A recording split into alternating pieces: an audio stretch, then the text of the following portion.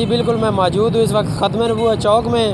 یہاں روڈوں کے حوالے سے بات کی جائے تو فیصلہ آباد روڈ اور لاہور روڈ جو ہے خستہ حالی کا شکار ہو چکا ہے۔ تو اسی حوالے سے ہمارے ساتھ کچھ شہری ہیں، ہم ان سے پوچھتے ہیں۔ جی ہمیں بتائیں، آپ روڈ کے حوالے سے کیا کہنا چاہتے ہیں؟